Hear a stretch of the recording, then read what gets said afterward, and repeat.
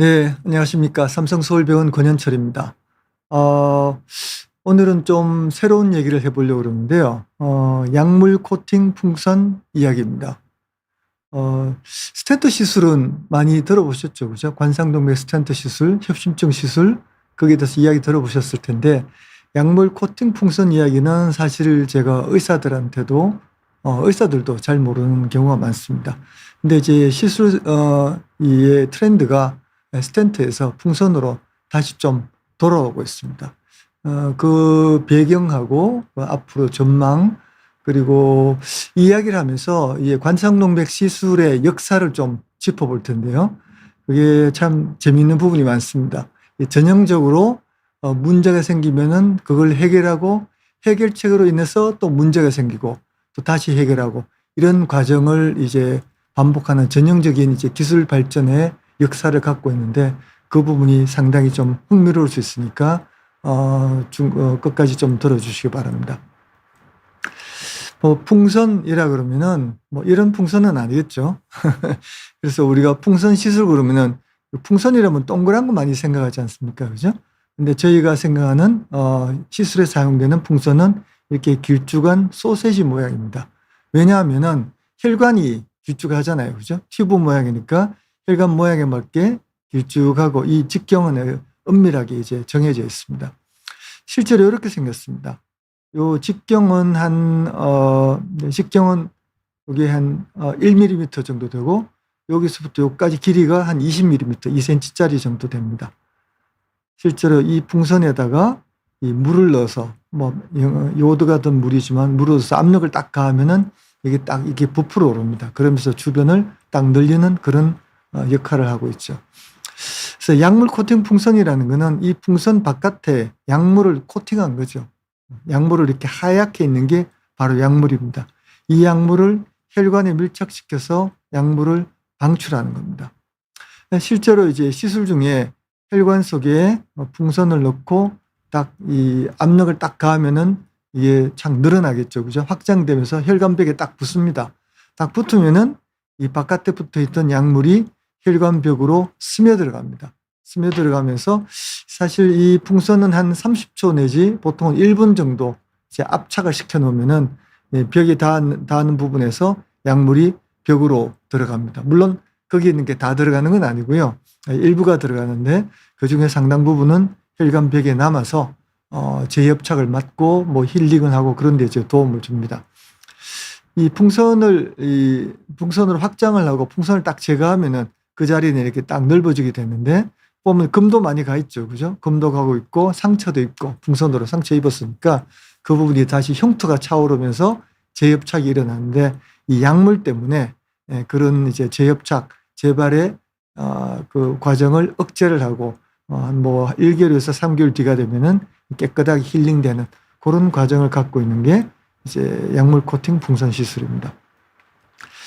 그래서 관상동맥 시술은 뭐 보통 이제 스텐트 시술이라고 많이 알고 계시잖아요. 맞는 말입니다. 지금도 뭐 스텐트 시술이 약 한 80% 정도 차지합니다. 그래서 풍선 위에 금속망 스텐트라는 걸 얹어서 딱 확장을 시키고 풍선을 딱 제거하면은 스텐트가 남아가지고 혈관을 지지를 합니다. 뭐 스텐트부터 먼저 한번 보여드려야 그다음 역사가 될 것 같아서 스텐트 시술을 잠깐 보여드릴게요. 관상동맥이라는 것은 이제 심장에 산소와 영양분을 공급하는 혈관이 하나, 둘, 셋, 오른쪽, 가운데, 왼쪽 이렇게 있습니다. 이 부분이 이제 병이 참 잘 생기는 부위인데 딱 요겁니다. 카테터로 혈관을 쫙 보여주면은 이 부분이 좁죠, 그죠?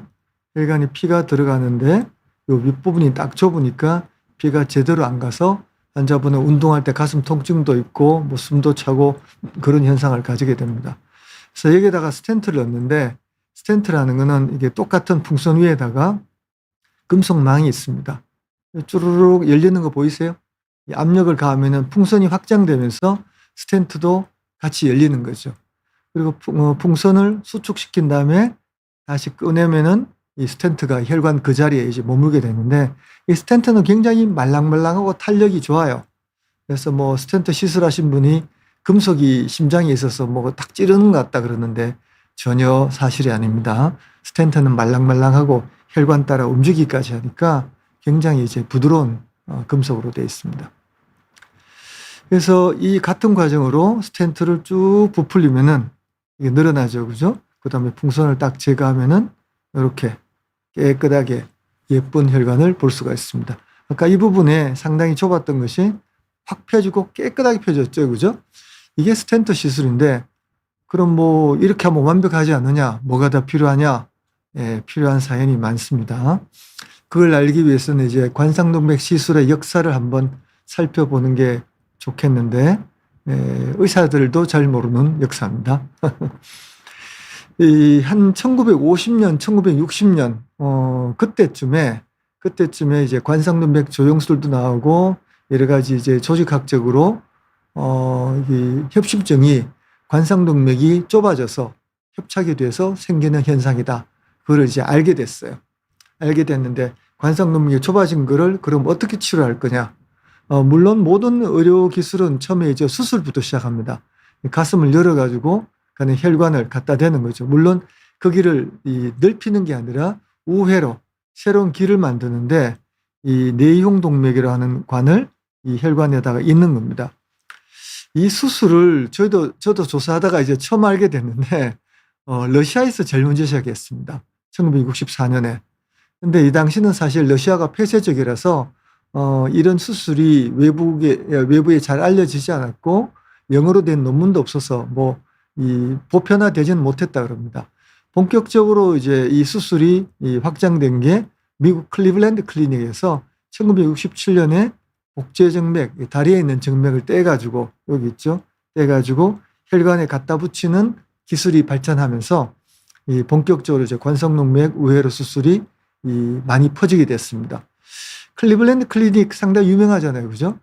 오로지 이 관상동맥 우회로 수술을 미국에서 뭐 비공식적으로는 세계에서 제일 먼저 하게 되면서 클리블랜드 클리닉이 아주 유명해진 그런 계기를 갖게 됩니다. 사실 이 수술을 하려면은 이 가슴을 열어야 됩니다. 불행히도. 어느 정도 여느냐? 가운데를 째고 가운데 가슴뼈를 갈라가지고 열어야 됩니다. 상당히 좀 과감한 수술이죠. 그죠? 수술에 합병증도 많고 통증도 많고 흉터도 생기고. 그래서 이거를 어떻게 수술 안 하고 혈관을 해결할 건가? 거기에 대해서 이제 사람들이 생각하기 시작했어요. 물론 이제 혈관 시술은 심장이 아니라 다리 혈관에서 제일 먼저 시작했습니다. 이 찰스 다터란 분이 미국 오레곤 대학에 다니셨는데 이분이 다리 혈관을 확장시키는 시술을 제일 먼저 했습니다. 이게 최초의 혈관 확장술인데 82세 여자분입니다. 여기 잘 모르시겠지만 다리 혈관이에요. 대퇴동맥이 넓적다리를 지나가는 대퇴동맥인데 이 부분이 혈관이 좁아서 이 부분이 이제 발가락이 썩고 다리에 통증도 심하고, 그런데 나이가 많이 드셔가지고 수술은 곤란하고 이걸 어떻게 하겠느냐 했는데 다터란 분이 이거를 시술한 거죠.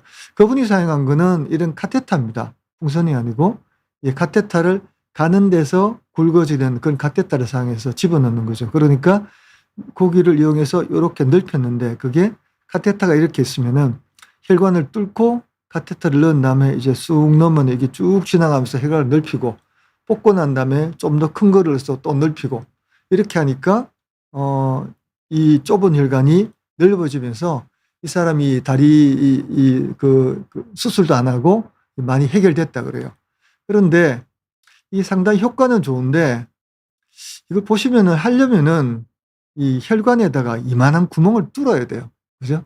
넓히기 위해서 위에다가 이만한 구멍을 뚫어야 돼요. 혈관 손상이 너무 심해가지고 미국에서는 잘 사용되지 않았다고 합니다. 근데 유럽에 이 기술이 도입되면서 적극적으로 사용되고 이 기술을 이제 다터 테크닉이라고 이름도 붙이고 많이 사용됐다고 그래요. 그때 이제 안드레아 구른치 사람이 이 독일 사람입니다. 이 독일 사람이 스위스 취리히에 가서 이거를 보게 돼요. 다트 테크닉을 보게 되는데 보면서 이거 혈관 손상을 줄일 방법이 없나 이런 생각을 하다가 아이디어를 냈죠. 들어갈 때는 작게 들어가서 크게 확장하면 되겠다. 그게 뭐죠? 그게 풍선입니다. 작게 들어가서 넓히면 되겠다. 그래서 이 사람이 자기 집 부엌에서 이걸 만들기 시작합니다. 카테터를 사와가지고 뭐 고무도 사오고 막 이어가지고 스토브에다가 가열해서 막 넓히고 이런 부엌의 식탁에서 와인잔인가요? 물잔인가요? 뭐 이것도 물 마셔가면서 이제 그걸 만들었어요. 굉장히 잘생겼죠. 거의 영화 배우처럼 생겼습니다. 그래서 이 안드레 그린치라는 사람이 이 풍선 확장소를 만들고 처음에는 이렇게 만들었다고 그럽니다. 비닐 카테타에다가 구멍 뚫어가지고 고무를 이렇게 해서 끈으로 묶어놓은 거 보이죠, 그죠? 물론 이거를 사람에게 사용할 수는 없죠. 그래서 계속 개발하고 아이디어 만들고 그래서 이 제법 그럴듯한 풍선을 만듭니다. 그 와이어가 달려 있고 약간 좀 찌그러진 모양인데 이 정도면 뭐 76년대에 뭐 대단하죠. 이걸 이용해서 77년 9월 달에 38세 남자에게 최초로 시술을 합니다. 이 환자는 이제 협심증 환자로 운동하면 가슴도 아프고 숨도 차고 뭐 굉장히 좀 힘들어하고 있었는데 그 당시 같으면 이제 가슴 째고 수술해야 되거든요. 근데 38세에 이만한 흉터를 가진다는 게 이게 보통 일이 아니잖아요. 그죠? 그래서 이제 그린치가 이 대학병원에서 이 사람을 설득해가지고 시술을 합니다. 아까 많이 보던 부위죠. 비슷한 부위에 여기 시술을 해서 지금 기준으로는 뭐 별로 많이 넓힌 것도 아니에요. 그런데 기록에 따르면은 이 사람은 이제 다시 운동하게 되고 정상적인 삶으로 돌아가고 재발도 안 하고 한 23년을 더 살다가 2000년에 암으로 사망했다 그럽니다. 근데 이걸 시술한 이제 그린치는 뭐 굉장히 대히트를 쳤죠. 그죠? 세계적으로 굉장히 유명한 사람이 됐는데 그로부터 8년 뒤 1985년에 비행기 사고로 죽습니다. 자기가 처음 치료한 환자보다도 좀 먼저 죽어서 사람들이 상당히 아깝게 생각한, 어쨌든 이 기술은 전 세계로 퍼져나가기 시작했어요. 그래서 퍼져나가서 많은 이제 관성동맥을 막 시술하다 보니까 단점이 눈에 띄기 시작합니다. 뭐 상상할 수 있듯이 이제 풍선을 넣어가지고 확장하고 풍선을 빼잖아요. 그죠? 그럼 혈관이 쫙 늘어난 대로 가만히 있으면 좋은데 얘가 탄성이 있잖아요. 그죠? 쫙 넓히면은 조금 줄어들어요. 그러면 생각만큼 안 늘어날 수가 있어요. 그 다음에 이걸 잘 넓히겠다가 쫙 밀면은 찢어질 수 있겠죠. 그죠? 혈관 박리라 그래요. 찢어져 가지고 오히려 찢어진 것이 탁 내려오면서 혈관을 완전 막을 수도 있고, 그 다음에 풍선으로 치료를 하면은 이 혈관이 손상을 받잖아요. 우리 몸은 손상받으면은 반드시 흉터를 만듭니다. 그 흉터 때문에 재협착이 일어나는 거죠. 그러니까 이런 메커니즘으로 이제 문제가 많이 생기는데, 풍선 확장소 풍선으로 딱 넓혔는데 갑자기 콱 막히는 일이 3에서 4%. 3에서 4%면 적어 보이지만 굉장히 무섭죠. 이 당시는 제가 풍선만 있을 시대에 굉장히 초기에 이제 레지던트하고 펠로를 했는데, 그때는 시술하고 나서 집에 가서 잠자기 무섭습니다. 밤에 전화 오면은 응급으로 나가야 돼요. 그리고 이 손상 때문에 재협착이 있으면 그것도 한 30에서 40%니까 상당히 높죠. 그죠? 이거를 어떻게 해결할 건가 이런 생각을 하게 되는데, 그게 요거는 이제 정선 탄광의 모습입니다. 그 탄광 전문 사진 교수님께서 찍으신 사진인데, 정선 탄광 보면은 탄광을 보면은 이제 바위를 굴을 뚫은 다음에 그냥 두지 않죠. 갱목을 세웁니다.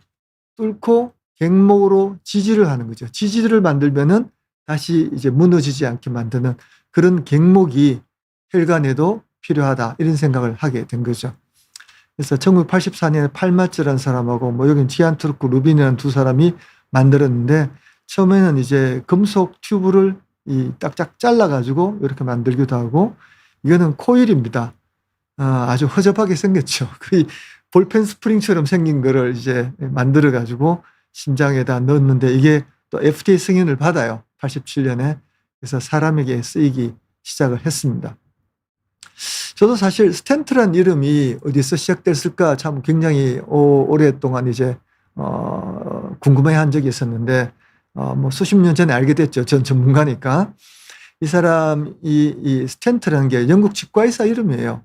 찰스 토마스 스텐트라는 사람인데, 치과 보철물용 인상재료가 뭐냐면은 이 치과 가면은 뭐 임플란트 하거나 뭐 치아를 이제 수선할 때 본을 뜨죠. 본. 그죠? 딱 넣어가지고 이렇게 칵 물면은 처음에 부드럽게 콱 물었다가 한참 있어 떼면은 딱딱한 게 나와서 이제 자기 치아에 본을 뜨게 되는데, 그 본을 뜨는 요 재료를 처음 만든 사람입니다. 그래서 스텐트의 컴파운드라는 이름으로 팔았어요. 근데 1차 세계대전 중에 뭐 이렇게 화상도 있고 뭐 상처를 많이 입으면 피부 이식을 하잖아요. 그죠? 피부 이식을 한 그 부분을 잘 떨어지니까 요런 이 구조로 피부에다 딱 붙여가지고 구조를 만들어서 굳히면은 딱 붙여서 붕대를 딱 감으면은 이식한 피부가 안 떨어지잖아요. 그죠? 그거를 의사들이 스텐트라고 불렀어요. 그러니까 지지하는 틀, 그 이름이 이렇게 넘어오게 된 겁니다. 하여튼 스텐트는 굉장히 발전해서 굉장히 예쁘죠. 그죠? 굉장히 뭐 구조적으로 이론적으로 발전해서 뭐 요런 모양 지지도 잘하면서 잘 부드럽게 들어가고 잘 펴지고 그런 모양들 많이 만들게 되고 처음에는 이제 스테인리스 스틸로 만들다가 나중에 뭐 코발트 크로미움 뭐 나이티놀로 만든 것도 있고 굉장히 이제 재료학적으로 발전을 합니다. 그런데 이 스텐트도 재발을 해요. 풍선보다는 낫지만 스텐트가 재발을 한 20% 합니다. 10명 하면 2명이 재발하는데 스텐트인데 왜 재발하냐? 스텐트가 혈관에 손상을 주잖아요. 그죠?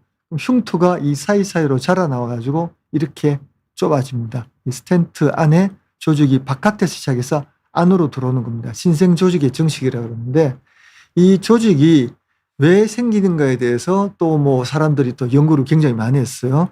그래서 이거는 이제 돼지 이 심장 혈관에다가 스텐트를 딱 넣어서 보니까 스텐트를 크게 콱 넣어서 혈관에 손상을 일으키면은 프랙처라고 그러죠. 손상을 딱 일으키면 손상이 많을수록 정식이 많더라. 뭐 당연한 얘기죠. 혈관에 손상이 많으면은 흉터가 많이 생겨서 그게 재발하는 겁니다. 그게 조직의 재생인데 주로는 이제 뭐 평활근이라고 근육세포들이 자라고 그러는 건데 그 근육세포의 증식을 막으면 되겠다 이런 생각을 한 거죠. 거기에 이제 세포 증식에 대해서는 이미 뭐 다 잘 알려져 있고 그 뭘 막을 수 있는가 이런 것도 알려져 있어가지고 그 중에 이제 파클리탁셀이라는 약과 시롤리무스라는 약, 파클리탁셀은 항암제로 쓰였고요. 시롤리무스는 이제 면역억제제로 사용되던 약인데 이게 가장 적합하다 그래서 이제 스텐트에 코팅을 했습니다. 스텐트 코팅할 때 이제 약만 이렇게 뿌리면은 들어갈 때 금방 다 닦이겠죠. 그죠? 그래서 이제 폴리머 플라스틱입니다. 비닐 같은 걸로 약물을 섞어가지고 쫙 스프레이를 하면은 이 스텐트 금속층 바깥에 비닐 같은 막이 생겨요. 그러면 이제 들어갈 때 안 찢기고 들어갔다가 안에서 이제 스텐트가 딱 들어가면 그 자리에서 약물을 한 1개월 내지 3개월 이렇게 방출하기 때문에 그거를 약물 방출 스텐트라고 불렀습니다. 파클리탁셀로 만든 것도 있고 시롤리머스로 만든 것도 있고. 그래서 이 방출 스텐트 이거 뭐 그림이지만 딱 들어가면은 혈관에 딱 부착돼 가지고 오랜 동안 약물을 배출하면서 조직이 안으로 들어오지 않게 그렇게 만들었던 거죠. 그래서 이 처음 시술을 이제 2000년 초기에 했는데 딱 스텐트 전이고 넣고 난 다음에 1년, 2년 이렇게 보니까 정말 기가 막힌 거예요. 전혀 재발을 안 해요. 딱 넣어놓은 상태 그대로 혈관에 안 좁아지고 딱 있는 거예요. 그래서 야 이거는 뭐 관상용맥 시술은 다 끝났다. 이제 뭐 환자들은 다 치료한다. 제일 처음에 했던 연구가 라벨 연구라고 있는데 그 연구의 재발률이 0%였어요. 0%. 그러니까 완전히 끝났다고 생각했죠. 근데 자연이 그렇지 않잖아요. 항상 우회로를 만들기 때문에 인간이 또 뭐 허덕허덕 따라가야 되는데 이 상처가 생겨가지고 제협처가 안 생기는데 혈전이 생기는 거예요. 혈전이. 약물 방출 스텐트를 넣어가지고 재발되는 건 막았는데 초기에 넣고 난 다음에 그 안에 피가 굳으면서 갑자기 막히는 거예요. 그래서 초기에 경과를 보니까 기존 스텐트보다도 사망이나 심근경색이 더 높다. 그래서 이게 사람들에게 도움이 될 줄 알았더니만 사람을 더 사망률이 올라가네. 큰일 난 거죠. 이게 얼마나 유명했냐면은 당시 포브스지 아시죠? 경제 잡지 포브스지에 이 표지로 나왔었습니다. 표지로 나와서 이게 정말 당신 생각하는 만큼 안전하냐 이 정도로 이 이슈가 강했었어요. 2006년도에 있었던 일입니다. 그래서 왜 그러냐를 살펴봤더니 이게 또 동물 실험인데 약물 코팅 스텐트를 딱 넣어가지고 오랫동안 봤더니만 이게 조직 증식이 너무 안 돼가지고 이 스텐트가 계속 노출돼 있어요. 일반 스텐트를 딱 넣으면은 스텐트가 시간이 지나면 조직이 딱 덮이니까 안정화가 되는데 얘는 안 덮이는 거예요. 우리 혈관 속에 스텐트는 이물질이잖아요. 금속이 딱 노출되면은 얘가 혈전을 만듭니다. 혈전이 생겨서 갑자기 막히는 일이 생기는 거죠. 다시 말하면은 조직 증식 억제가 너무 잘 되니까 스텐트가 혈관에 계속 노출되는 거죠. 그럼 인간들이 또 이걸 극복하려고 그러겠죠. 그죠? 노출되니까 노출되는 높이를 낮춰요. 그러니까 얇게 만들어요. 얇게. 아주 얇게 만들고 얘가 이제 재료를 막 개선해서 이제 그런 혈전율을 낮추고 특히 항혈소판요법이라고 혈전이 생기니까 혈전이 안 생기게 하는 약을 강하게 씁니다. 강하게 쓰면은 혈전도 안 생기고 또 약물 방출 스텐트가 재발도 안 되니까 환자가 굉장히 이제 잘 살게 되는 거죠. 그래서 항혈소판 제제의 사용이 굉장히 지금도 마찬가지예요. 굉장히 강력한 거를 오래 씁니다. 그 결과로 오래 쓰게 됩니다. 지금은 이제 스텐트 넣으면은 아스피린, 클로피도그렐 이런 약을 두 가지를 6개월에서 12개월을 쓰는데 그리고 그 이후에는 둘 중에 하나를 평생 복용하게 돼 있어요. 이렇게 되니까 뭐가 문제냐면은 6에서 12개월 동안에는 이 약을 끊을 수가 없어요. 끊으면은 스텐트가 막힙니다.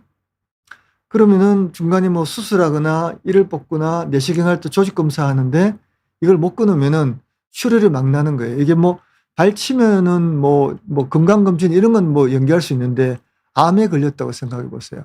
암에 갑자기 걸렸는데 수술해야 되는데 6개월 기다리세요. 이러면 곤란하잖아요. 그죠? 이 문제가 지금도 있어요. 이걸 갖다 개선하는 또 여러 가지 방법이 있겠지만 근데 뭐 복잡하니까 놔두고 그래서 이 역사의 결과로 약물 방출 스텐트를 넣으면은 항혈소판 제제를 오래 써서 여러 가지 수술과 발치, 내시경에 제한이 있다라는 게 현재도 진행됩니다. 그게 스텐트 시술의 굉장히 중요한 단점이에요. 이걸 극복하기 위해서 이제 약물 코팅 풍선이 나옵니다. 두 번째 단점은 이 의사들은 다 아는데 환자분들은 잘 모르시는 거, 곁가지가 막히는 경우가 있어요. 곁가지라는 거는 여기 이제 작은 거, 좁은 거 보이시죠? 그죠? 혈관이 나왔다가 쫙 좁은데 이 혈관을 스텐트를 딱 넣었어요. 쫙 펴졌죠? 쫙 펴졌어요. 이게 쫙 펴졌는데 뭐가 하나 없어요. 없죠? 뭐냐면은 혈관이 하나 막혔습니다. 이 혈관이 막혔어요. 그래서 여기는 쫙 펴졌는데 여기가 막힌 거죠. 이게 왜 그러냐면은 이게 혈관을 이제 초음파로 보면은 이렇게 생긴 길게 요 곁가지가 있는데 이 여기에 동맥경화가 있어가지고 스텐트를 쫙 넣게 되면은 이게 밀리면서 옆 혈관을 막는 거예요. 그러니까 큰 혈관을 뚫는데 옆 혈관이 막는 거죠. 스텐트는 한번 펴지면은 이거를 다시 막 수축시킬 수가 없어요. 방법이 없어요. 그러니까 그렇게 있는 거예요. 그래서 이 막힌 혈관을 다시 뚫는 방법을 여러 가지 개발하는데 사실은 이제 그게 이제 제 원래 전공이기도 합니다. 그래서 이런 부분이 이제 발전했는데 하여튼 곁가지가 폐쇄 큰 가지가 막히기도 하고 눈에 안 보이는 많은 가지들이 또 막혀요. 그런 게 스텐트의 단점인데 이것 때문에 풍선으로 돌아가는 경향이 또 생기는 거고요.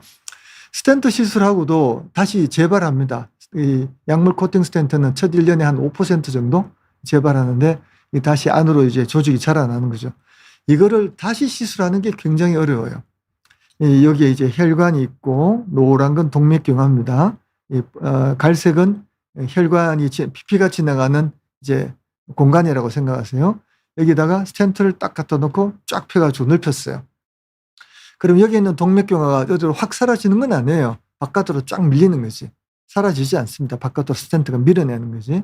근데 이게 만일 재발이 생기면은 동맥경화 안으로 들어오겠죠. 그죠? 좁아지면은 다시 스텐트를 넣어서 촥 밀어내요. 그럼 이 사이에 동맥경화가 좀 쌓여 있어요. 그럼 처음에 비해서 좀 좁아졌죠? 다시 좀 좁아지면은 다시 안으로 들어오고 이게 자꾸 쌓이면은 스텐트와 동맥경화가 샌드위치처럼 쌓이면서 시술을 하기가 힘들어져요. 그래서 재발도 잘하고 스텐트 협착이 처음에는 뭐 재발률이 5%면 다시 시술하면 20%고 다시 시술하면 50%고 막 이렇게 재발률이 높아지거든요. 그래서 3번까지는 안 합니다. 보통 2번에서 멈추는데 이게 상당히 좀 제한점이 있죠. 그래서 이런 것 때문에 어떤 분들은 이제 기존에 있던 스텐트 제거하고 넣을 수 없느냐 그런데 제거는 못합니다. 제거하면 혈관 다 터지기 때문에 뭐 안에서 겹쳐 넣어야 되기 때문에 스텐트가 재발하면은 이게 스텐트를 다시 하기가 상당히 좀 어렵습니다.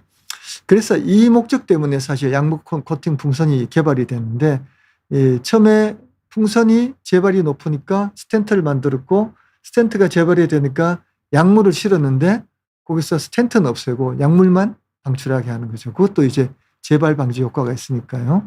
이렇게 하얗게 코팅하는 겁니다.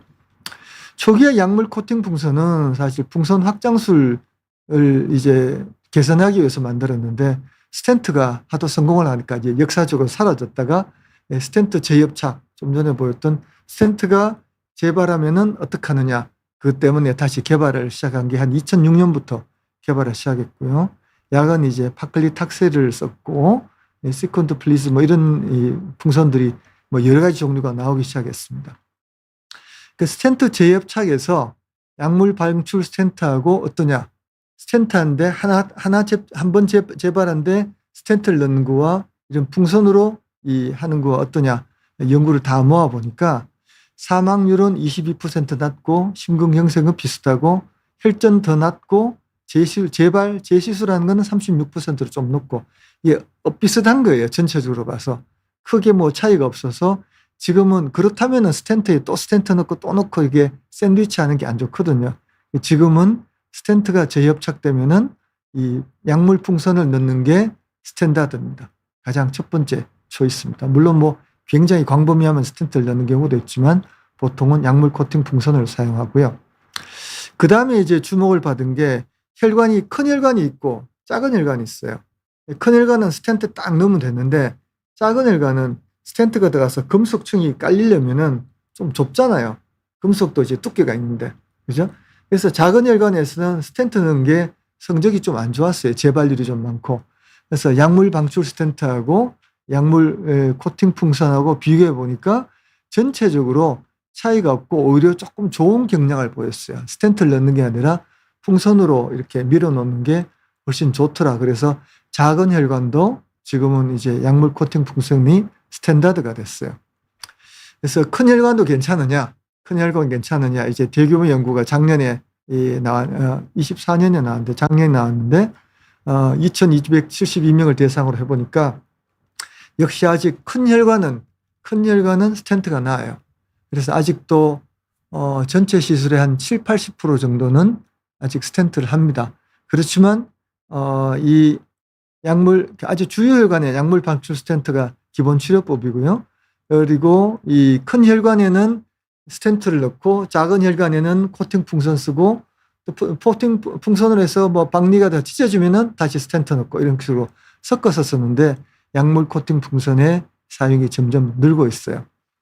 그리고 최근에는 이 풍선도 점점 개발되겠죠, 그죠? 스텐트는 이제 개발이 더 이상 개발될 게 없어요. 이제 더 갈 데가 없고 완전 이제 완숙이 된 그런 기술이라서. 그런데 풍선은 계속 새로 개발되고 있습니다. 약물도 또 시롤리무스나 다른 걸로 새로 바꾸고, 이 약물을 더 잘 혈관에 전달하기 위해서 4마이크로미터 되는 폴리머로, 이 플라스틱으로 싸가지고 이 코팅을 해요. 그럼 폴리머가 혈관에 더 잘 전달이 되고 더 오랫동안 이 세포 속에 남아 있으면서 방출이 되니까 재발률이 더 떨어지는 그런 효과를 갖고 있어서, 이 풍선이 나오게 되면은 좀 전에 보였던 이제 큰 혈관에서의 결과가 이제 괜찮지 않을까 생각을 하는데, 이 연구가 중국에서 한 연구입니다. 그래서 비판 중에 하나가 이 스텐트와 풍선이 중국제예요. 그래서 사실 그 특성이 보면은 별로 좀 좋지가 않아요. 그래서 약물 코팅 풍선이 좀 너무 나빠서 이런 결과가 나왔다고 주장하는 사람이 있고, 그래서 우리나라에서도 이 연구를 또 하고 있습니다. 신은석 교수라는 분이 있는데 그분이 열심히 이 연구를 하고 있으니까 나중에 이제 봐야겠죠.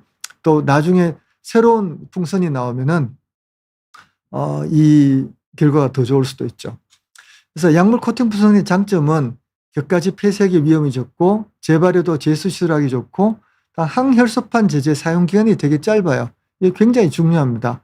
시술하고 나서 한 달 이후면은 수술이 가능해요. 암 수술이 가능합니다. 그래서 암이 있는 환자는 우리가 스텐트를 안 쓰고 약물 코팅 풍선으로 확장을 한 다음에 1개월 딱 기다려서 수술을 합니다. 그래서 뭐 그렇게 생각하면 다른 사람들도 좋잖아요. 그죠? 뭐 스텐트 넣고 난 다음에 1년 동안 막 묶여 있는 것보다는 한 달 뒤에 자유롭게 수술 받는 게 좋잖아요. 그죠? 그래서 지금 출혈 위험이 높은 환자에서는 약물 코팅 풍선이 또 유용하게 사용되고 있어요. 이분은 심방세동 때문에 항응고제를 사용 중인데 우리가 쓰는 아스피린에다가 와파린이나 뭐 노악 같은 항응고제를 쓰면은 출혈이 훨씬 많이 일어납니다. 그러니까 굉장히 곤란하죠. 87세 분이시면 멍도 많이 들고 뭐 수술하고 발치할 일도 많고 그런 경우에는 이렇게 좁은 거를 약물 코팅 풍선으로 딱 시술하면은 이게 항응고제 아스피린 같은 거는 뭐 한 달 딱 쓰고 끊을 수도 있어요. 항응고제만 쓰고 스텐트보다 아주 예쁘게 벌어지진 않죠. 그죠? 그렇지만 환자분이 살기에는 충분하다. 또는 이분은 이제 폐암이고 항암요법 중인데 재발할 수 있잖아요. 언제라도 조직 검사할 수도 있고 뭐 여러 가지 이제 위험한 시술을 할 수도 있는데 이때다 여기다 스텐트를 딱 넣어놓으면은 당신은 1년간 이제 조직 검사 못해 이런 곤란하잖아요. 그죠? 그래서 이런 거를 이제 풍선으로 이제 시술을 해서 보면은 그런 대로 멀쩡하게 잘 돼요. 요즘 이제 젊은 의사들은 하도 스텐트를 많이 해가지고 스텐트로 배웠기 때문에 스텐트가 최고인 줄 아는데 사실 풍선으로도 시술 잘 되는 경우가 많고 물론 스텐트 시술보다 풍선 시술이 더 어렵습니다. 그래서 좀 더 잘하는 의사를 만나긴 해야 돼요. 그래서 이렇게 하는데 여기 보시는 이제 격가지가 있죠. 그죠? 이렇게 풍선했는데 격가지가 전혀 변화가 없죠. 그래서 풍선 시술할 때는 이 격가지가 잘 살아있다. 그런 장점이 있습니다. 그 외에도 뭐 이런 항혈수판제를 한 달 딱 쓰고 끊으면은 이 코피도 안 나고 위장출을 장출을 많잖아요. 또 멍도 잘 안 들고 좋은 게 굉장히 많습니다. 그래서 심지어는 지금 약물 코팅 풍선하면은 3개월 후에 아스피린이고 플로플라빅스고 전혀 안 쓸 수 있을까? 그런 연구가 진행 중에 있어요. 이거는 이제 저희 병원의 이주명 교수라는 분이 주창이 돼서 하는데 결과 나온 데는 꽤 걸립니다. 지금 한 3분의 1은 진행된 것 같아요.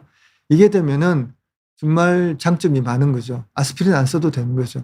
그러니까 장점이 많아지면은 약물 코팅 풍선이 더 많이 사용되지 않을까 그런 트렌드에 있다는 겁니다.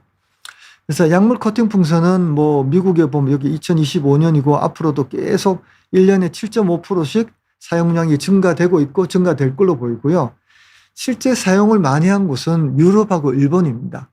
유럽하고 일본인데 요거 2021년까지 데이터밖에 없지만 전체 관상동맥 시술은 2017년을 기본으로 더 이상 늘진 않았어요. 환자 수가 늘진 않아요. 늘진 않는데 약물 코팅 풍선의 이 사용은 점점 늡니다. 2021년에 21%, 지금 거의 한 30% 가까이 왔다 그래요. 스텐트 70%, 30%는 약물 코팅 풍선.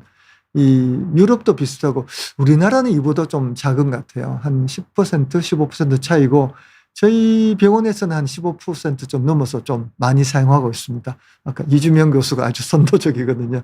저희도 많이 쓰고 있고 아마 이런 경로로 갈 것 같은데 그렇다고 이 영상을 보시고 저는 스텐트를 넣어주세요. 저는 풍선을 넣어주세요. 이렇게 하시면은 좀 곤란합니다. 가장 좋은 치료는 이제 담당 의사가 가장 잘 알고 있기 때문에 스텐트가 적당한 데는 스텐트를, 풍선이 적당한 데를 풍선을 할 텐데 혹시 치료받을 때 저는 약물 코팅 풍선으로 하면 안 되나요? 이게 그러면 항혈수판 제제 많이 아스피린 오래 안 써도 된다던데 이렇게 한번 던지시면은 그 담당 의사가 상당히 놀라면서 고민을 좀 하게 될 겁니다. 참 신중하게 결정해야겠구나. 그래서 작은 혈관이나 그런 데는 스텐트를 가능한 안 쓰고 치료할 수도 있겠구나. 이런 다양한 옵션을 이제 고민하게 되니까 그게 오늘 이 말씀드리는 이유죠. 그래서 이제 마지막 슬라이드인데 향후에 우리나라도 아마 사용이 점차 증가해서 뭐 일본 정도 한 30%까지는 늘 것 같고요. 스텐트를 완전히 이제 없애버릴 수는 없고요. 그다음에 이 풍선이 계속 개선되면서 시술도 잘 받고 재발도 안 하고 환자분들이 뭐 아스피린에 매여 살지도 않고 여러 가지 이제 미래가 밝은 미래를 갖고 있는 그런 세계가 오지 않을까. 아직은 아니고요. 요즘에 이제 이와 관련된 연구들이 쫙 나오니까 제가 한번 오늘 역사와 더불어서 한번 말씀을 드렸습니다. 예, 감사합니다. 예, 질문을 받겠습니다. 물론 약물 코팅 풍선에 대한 질문은 없겠지만, 첫 번째 베제크님, 경동맥 초음파에서 플라크가 조금 나온다고 하면 심장에도 똑같이 그런지 궁금해요. 그럴 가능성이 많죠. 근데 똑같은 건 아니고요. 심장도 보면 플라크가 혈관을 보면 여기 있는데 밑에는 없잖아요. 그죠? 경동맥에 있어도 심장이 없을 수도 있고 대동맥이 있을 수도 있고 다리 혈관에 있을 수도 있고. 근데 생기는 기전은 같아요. 생기는 기전은 같아서 플라크가 좀 나온다면은 다른 데도 눈에 안 보이지만 동맥경화가 좀 있다고 생각하셔야 됩니다. 그렇다고 그거를 이제 구태여 찾아봐야 되느냐? 그 검사로 오시는 분이 있어요. 경동맥에 좀 좁다 그래서 심장혈관 괜찮은지 보러 오시는 분이 있는데 저희 입장에서는 안 해봐도 조금씩 있습니다. 있는 건 틀림없어요. 있는데 그게 문제가 되는가는 환자분이 이제 운동해가지고 가슴 통증이 있느냐 없느냐 그거 가지고 결정해야 되거든요. 경동맥에 플라크 있으면 어차피 약을 써요. 그죠? 스타틴이라는 약을 썼는데 그게 심장에도 작용하기 때문에 또 머리에도 작용하고 그래서 심장에도 똑같이 그런데 구태여 찾아볼 필요는 없다. 그렇게 답변을 드리고요. 그 다음에 딸기 바나나님, 맛있겠다. 딸기 바나나 15g인가요? 아이오진가? 스텐트 여러 개 넣으신 분 얘기 들으면 나중에 다시 막히면 더 힘들다 그러죠. 다시 막기 힘들죠. 아까 말씀드렸잖아요. 스텐트가 재발하면은 안에 스텐트 넣기도 힘들고 넣고 난 다음에 재발률이 훨씬 높아져요. 그 다음에 그 넓힐 때 아까 말씀 안 드렸지만 격까지 막히고 하는 합병증도 더 많이 생깁니다. 풍선을 쓰면 그런 위험을 줄일 수 있나요? 줄일 수 있다고 말씀드린 거죠. 그렇지만 이게 지금은 이제 스텐트가 재발하면은 풍선을 약물 코팅 풍선을 쓰는 게 현재는 스탠다드인데 가끔은 이제 스텐트가 꼭 필요한 경우도 있긴 해요. 스텐트 내부가 아니라 바깥까지 이제 연장돼 가지고 좁아지면은 그거는 스텐트는 하여튼 뭐 이 풍선이 더 나았긴 한데 의사분들이 알아서 하고 환자분들이 아는 척하면은 의사들이 상당히 긴장할 겁니다. 그 다음에 핑크 로젯 로즈 튤립. 오, 이름이 아이디가 좋네요. 풍선 시술은 비용이 스텐트보다 더 비싸다고 들었습니다. 보험 적용이 되는지 환자보험 차이가 큰가요? 미국 분이신가요? 우리나라는 보험 다 됩니다. 그리고 스텐트보다 쌉니다. 근데 되게 웃기는 게 미국의 약물 코팅 풍선이 스텐트보다 한 2배 이상 비싸요. 이거는 이제 신기술이라서 그래요. 약물 코팅 풍선이 아직 신기술이라서 미국에서는 더 비싼데 우리나라에서 안 그렇습니다. 전부 다 보험 다 됩니다. 우리나라에서 안 그렇고 미국에서는 더 비싸니까 약물 코팅 풍선 시술 받으면은 미국보다 훨씬 싸게 받을 수 있다. 스텐트도 싸긴 하지만 훨씬 하여튼 뭐 더 비싸지 않습니다. 보험 적용 다 됩니다. 다음에 강동원, 강동원 씨? 오, 네, 처음엔 강도인 줄 알았어요. 강동원 씨. 약물 코팅 풍선을 금속이 남기지 않는다고 들었는데 시술로 혈관이 다시 막힐 가능성은 더 적은가요? 그거 말씀 안 드렸구나. 재발률은 스텐트보다 조금 더 높습니다. 아까 말씀드렸구나. 아까 말씀드렸죠. 재발 확률은 36% 더 높아요. 그러니까 사실은 뭐 약물 코팅 풍선이 스텐트가 재발률이 한 5%쯤 되니까 36% 높아도 한 7에서 10% 많이 높아봤자 뭐 5%나 10%나 비슷하잖아요. 그죠? 거꾸로 말하면은 재발 안 할 확률이 90% 내지는 95%인데 그래서 막힐 가능성은 더 높아요. 좁아질 가능성은 더 높은데 혈전이 생기거나 뭐 여러 가지 문제가 생길 확률은 더 낮은 걸로 돼 있어서 그렇다고 이제 큰 혈관에서는 아니고요. 큰 혈관에서는 역시 스텐트가 더 좋고 재발률도 훨씬 낮습니다. 다음 베제크님, 비타민 C 메가도스라면 혈관이 염증이 생기지 않아서 플라크가 끼지 않는데 사실인가요? 이거 참 논란이 많은데 제가 이거 한번 제가 유튜브 한번 만들려고 그러다가 저도 뭐 전문가가 아니라서 안 했는데 이거는 의학계에서는 받아들여지지 않는 겁니다. 받아들이지 않아요. 메가도스 하면은 이게 항산화제거든요. 그래서 이제 특정 분이 이 서울대에 계시는 특정 분이 이거를 굉장히 강조하시는 걸 알고 있고 제가 아는 심장혈관 서울대 교수님도 비타민 C를 많이 드세요. 많이 드셔가지고 그분은 혈관 때문에 드시는 게 아니라 이제 대장 때문에 드시는데 식사 때마다 드셔가지고 제가 물어봤어요. 이거 정말 근거가 있는 겁니까? 이렇게. 그 답변이 아유 근거야 없지. 근거는 없습니다. 그분이 그렇게 본인이 먹는데도 근거가 없다고 하면은 진짜 근거는 없고요. 이론적으로는 항산화제니까 플라크가 끼지 않는다 그러는데 항산화제 관련된 연구들이 다 실패했어요. 더 강력한 항산화제가 비타민 E거든요. E나 뭐 또 다른 몇 가지 항산화제가 있는데 그거를 이제 준 그룹과 안 그룹 비교하니까 다 이제 아닌 걸로 나왔고 비타민 C도 연구가 있는 걸 알고 있어요. 이게 랜덤 트라이얼이라고 무작위 연구가 있는데 제가 알기로는 효과가 없는 걸로 나온 걸로 알고 있습니다. 뭐 요거는 그냥 제가 현재 공부를 안 한 상태로 이제 얘기한 거니까 가볍게 넘어가시기 바랍니다. 슈로스님, 오늘 맛있는 게 많이 나오네요. 예. 저처럼 당뇨와 고혈압이 있는 사람들은 시술 후 재발 위험이 더 높다고 들었습니다. 더 높습니다. 풍선 시술을 한다고 해서 생활습관 관리가 얼마나 중요한지 조언 부탁드립니다. 풍선 시술을 하든지 스텐트 시술을 하든지 약물 치료하든지 생활습관 관리가 당뇨는 중요합니다. 당뇨는 중요합니다. 제가 고지혈증은 생활습관 관리 별로 할 필요 없다고 가끔 이야기하는데 뭐 아주 강력하게 얘기하는 건 아니고 식이요법이 고지혈증은 별로 필요 없어요. 사실은 약 드시면 무지하게 효과 있는데 당뇨는 다릅니다. 당뇨는 운동하고 그다음에 식이요법을 해야 이 약이 효과가 있어도 식이요법을 해야 됩니다. 왜냐하면 당뿐만 아니라 뭐 단백질, 지방 이런 이제의 대사도 다 문제가 있거든요. 그래서 어떻게 하더라도 생활습관 관리가 매우 매우 중요합니다. 매우 매우 중요합니다. 그래서 당뇨가 재발을 굉장히 많이 하기 때문에 굉장히 잘 하시기를 권합니다. 씨솔트님, 일종의 또 먹는 거네요. 풍선 시술의 회복이 더 빠른가요? 입원 기간에 일상 복귀가 차이가 있는지. 차이는 똑같아요.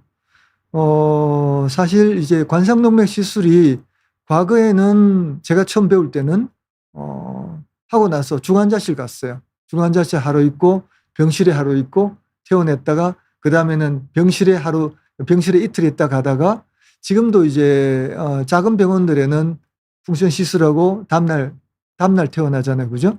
예, 저희 병원은 대부분 그날 시술하고 그날 퇴원합니다. 그러니까 병원에서 자는 일이 없는 거죠. 이제 당일 입원 시술이라 그러는데 풍선이든 스텐트든 아무리 복잡한 시술도 거의 한 90% 이상 당일 퇴원을 합니다. 그래서 복귀 차이는 없습니다. 네. 이대우님, 스텐트 환자입니다. 스텐트 시술 받은 환자인데 러닝하면 가슴 통증이 좀 있습니다. 무시하고 운동해도 됩니다. 괜찮습니까? 안 됩니다. 러닝할 때 가슴 통증이 있으면 이건 협심증 증세입니다. 제가 제 심혈관 조영실에 기사의 실장이 있었어요. 이름은 안 밝히겠지만 그분하고 이제 제가 자전거 타는 걸 좋아해가지고 같이 자전거를 타고 이제 섬으로 이제 들어갈 예정인데 섬 앞에서 얘기하는 거예요. 자전거 타는데 가슴이 계속 아프다. 이게 뭐냐? 뭐 협심증 아닌 것 같은데. 그래가지고 아니기는 잠깐 쉬었다가 지금 안 아프지? 자, 지금부터 500m 전력 질주 자전거로 빡 한 다음에 어떠냐 물어봤더만 아프다 그랬어요. 그래서 바로 돌려보냈습니다. 지금 당신 섬에 들어가가지고 자전거 타면은 거기서 쓰러질 수 있다. 이건 가야 된다. 그러니까 긴가민가 하고 갔어요. 그리고 이제 휴일 지나고 와서 조영술 딱 하니까 팍 좁아져 있어요. 정말 운동할 때 가슴 아픈데 무시하고 하면은 큰일 납니다. 그게 이제 협심증 환자가 등산하다가 쓰러지는 스토리거든요. 그래서 협심증 환자는 러닝하거나 운동할 때 가슴 아프면은 쉬었다가 다시 가는 건 괜찮아요. 무시하는 건 굉장히 안 좋고요. 물론 러닝할 때 가슴 통증이 있는 게 다 재발은 아니에요. 다 재발은 아닌데 재발 가능성이 높습니다. 이분은 병원에 가보셔야 됩니다. 그리고 아플 때는 쉬었다가 또 가면 덜 아파요. 덜 아프기 때문에 그렇게 갔다가 그런 식으로 운동해야 되고 웬만하면 병원에 빨리 가시기를 바랍니다. 그 다음에 승현리 님, 스텐트가 부서져서 다시 시술한 사람 봤는데 스텐트가 손상 올 수도 있나요? 어유, 경험이 많으시네요. 그 스텐트의 문제점 중에 하나인데, 스텐트가 금속이잖아요. 가느다란 철사로 이어져 있는 금속인데 이게 혈관이 움직이잖아요. 그죠? 이렇게 막 움직이다 보면 이게 툭 부러질 수가 있어요. 툭 부러지면은 사실은 대부분은 괜찮아요. 한 4분의 3은 괜찮는데 4분의 1은 툭 부러져 가지고 스텐트가 있던 게 부러져서 이렇게 움직일 수 있잖아요. 터질 수도 있습니다. 좁아질 수도 있고. 그래서 그거는 사실 한 10년 전에 굉장히 좀, 10년, 15년 전에 굉장히 문제가 됐는데 지금은 거의 다 해결이 돼서 스텐트가 부서지는 경우가 거의 없습니다. 그래서 옛날은 맞고 그때는 맞고 지금은 틀리다. 그렇게 답변할 수 있겠고요. 단추님, 풍선 스텐트는 혈관 쪽만 가능한가요? 소화기체 스텐트는 쓰기 어려운지 궁금합니다. 가능할걸요? 사실 혈관에 스텐트가 나오면서 소화기 쪽에, 소화기가 뭐냐면 이제 담즙이 나오는 담관 쪽에, 심지어는 이제 담관 쪽에 암이 생겨가지고 그게 좁아지면은 담즙이 안 나오잖아요. 그죠? 그걸 이제 내시경으로 들어가가지고 처음엔 풍선 시술을 했고, 나중에 이제 스텐트를 넣습니다. 그 다음에 이건 좀 끔찍하지만 식도가 좁아져서, 암인데 식도가 좁아진 사람이 있어요. 수술해야 되지만 수술 못하면 여기도 스텐트를 넣어요. 그래서 스텐트가 좁아지면은 그 안에 풍선도 가능합니다. 그래서 소화기도 여기도 있고 담관도 있고 대장도 있는 걸로 알고 있는데 그 스텐트 구조는 조금 달라요. 또 근데 풍선도 하고 그런 게 소화기내과에서도 다 하고 있고, 그 풍선이 스텐트는 아닌데 풍선이 척추에도 쓰잖아요. 척추 디스크가 이제 디스크가 딱 내려앉으면 풍선 넣어가지고 쫙 넓히는 그런 풍선도 다 쓰기 때문에 그 기술은 사실은 거의 아까 말씀드린 그린츠히 그 사람이 이제 혈관에 쓰기 시작하면서 다른 쪽으로 다 퍼져나간 그런 걸로 아시면 되겠습니다. 네. 질문 끝났죠? 예. 끝낼까요? PD님? 없으시네. 예. 그래서 장시간 들어주셔서 감사하고요. 하여튼 이 시술이 관상동 시술이 또 계속 발전하고 있습니다. 스텐트가 이미 굉장히 많이 발전해서 더 이상 갈 데가 없긴 하지만 또 새로운 시술이 나오면서 환자분들이 더 효과적으로 또 일상생활을 방해받지 않고 다른 합병증 없이 사용하도록 이제 개발이 되고 있으니까 계속 지켜봐 주시기 바랍니다. 예, 감사합니다.